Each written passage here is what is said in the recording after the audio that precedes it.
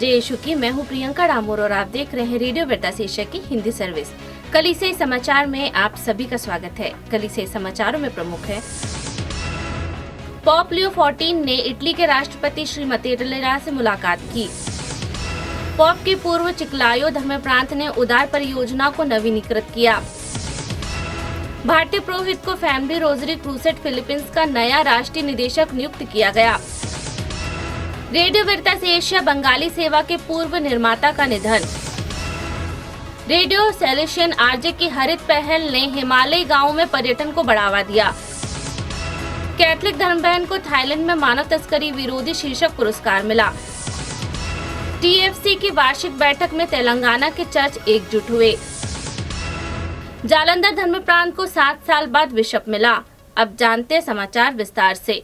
Pope Leo 14 ने Italy के राष्ट्रपति श्री मतेरेला से मुलाकात की। पोप लियो 14 ने इटली के राष्ट्रपति श्री सर्जो मतेरेला से निजी मुलाकात की। साथ में उनके बच्चों और कई पोते पोतियों भी थे। पोप से लगभग 1 घंटे की मुलाकात के बाद राष्ट्रपति ने राज्य सचिवालय में कार्डिनल पिएट्रो पारोलिन और राज्यों के साथ संबंधों के अवर सचिव मिरासाल्वा से मुलाकात की। प्रेस विज्ञप्ति में कहा गया, राज्य सचिवालय में आयोजित सौहार्दपूर्ण वार्ता के दौरान मौजूदा अच्छे द्विपक्षीय संबंधों के लिए प्रशंसा व्यक्त की गई। अंतर्राष्ट्रीय विषयों पर चर्चा की गई, जिसमें यूक्रेन और मध्य पूर्व में चल रहे संघर्षों पर विशेष ध्यान दिया गया। पोप के पूर्व चिक्लायो धर्म प्रांत ने उदार परियोजना को नवीनीकृत किया। उत्तरी पेरू के चिक्लायो में पूर्व स्थानीय धर्माध्यक्ष रॉबर्ट प्रिवोस्ट, जो अब पोप लियो 14 हैं, द्वारा प्रचारित 5 उदार परियोजनाओं का नया जीवन दिया गया।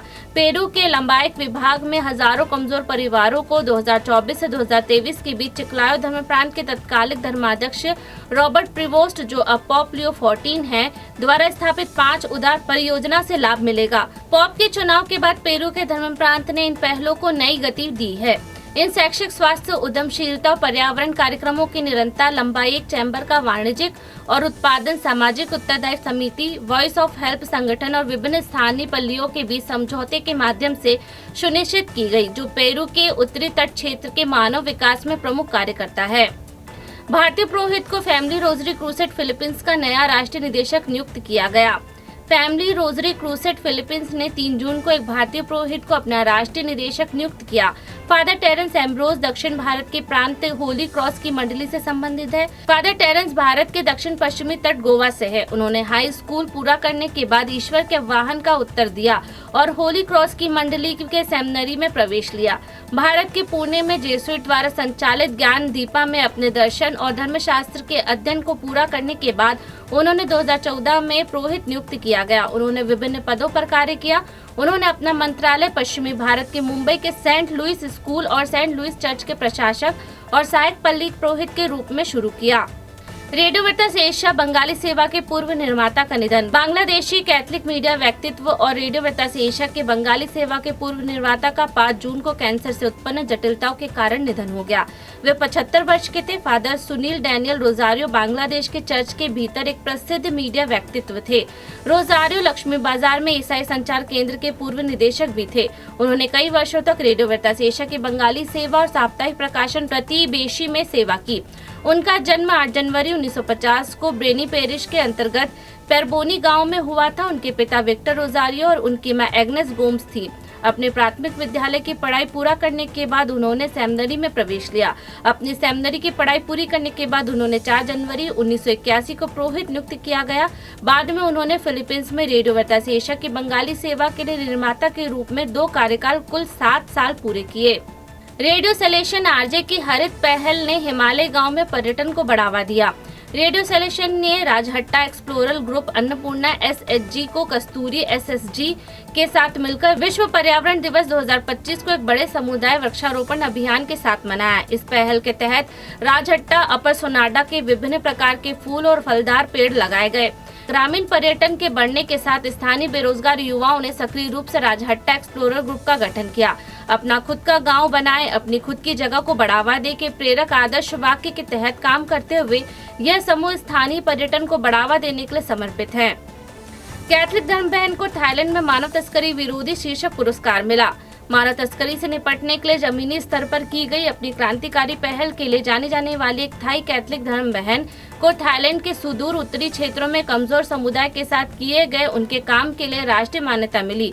सेंट पॉल दी चार्टर्स की धर्म बहनों की सिस्टर मैरी एग्नेस सुवाना बुआपासा को 5 जून को राष्ट्रीय मानव तस्करी विरोधी दिवस के अवसर पर बैंकॉक में आयोजित एक समारोह के दौरान थाईलैंड के सामाजिक विकास और मानव सुरक्षा मंत्रालय द्वारा सम्मानित किया गया। यह पुरस्कार तस्करी की समस्या से निपटने उनके साहसी, रचनात्मक और निरंतर प्रयासों की सराहना करता है, विशेषकर अधिक खतरे वाले क्षेत्रों में रहने वाली महिलाओं और बच्चों के बीच। इस कार्यक्रम में थाईलैंड भर के धार्मिक और धर्मनिरपेक्ष समूह के प्रतिनिधि एकत्र हुए जो मानव तस्करी से लड़ने के लिए काम कर रहे हैं। TFC की वार्षिक बैठक में तेलंगाना के चर्च एकजुट हुए। तेलंगाना फेडरेशन ऑफ चर्च ने 3 जून को सिकंदराबाद के Hyderabad archdiocesan social service society कार्यालय में अपनी वार्षिक आम सभा की बैठक बुलाई। बैठक की अध्यक्षता हैदराबाद के रोमन कैथोलिक आर्चबिशप TFC के अध्यक्ष कार्डिनल पूला एंथनी ने की। अपने उद्घाटन भाषण में उन्होंने सभी चर्चों से ईसाई समुदाय के कल्याण के लिए ठोस सहयोग और सहभागिता को बढ़ावा देने का आग्रह किया। इस बैठक में सदस्यों, प्रतिनिधियों और आमंत्रित सहित 35 प्रतिभागियों ने भाग लिया। सत्र की शुरुआत TFC के कार्यकारी सचिव फादर राजू एलेक्स के नेतृत्व में ईसाई एकता के लिए प्रार्थना के साथ हुई। पोप फ्रांसिस की आत्मा की शांति और नव निर्वाचित पोप लियो 14 के फलदायी मंत्रालय के लिए विशेष प्रार्थना की गई। जालंधर धर्मप्रांत को 7 साल बाद बिशप मिला। भारत के कैथोलिक बिशप सम्मेलन की रिपोर्ट के अनुसार पोप लियो 14 ने 7 जून को फादर जोस सेबेस्टियन को जालंधर का नया बिशप नियुक्त किया। नियुक्ति की घोषणा रोम में दोपहर 12 बजे और भारत में इसी समय की गई।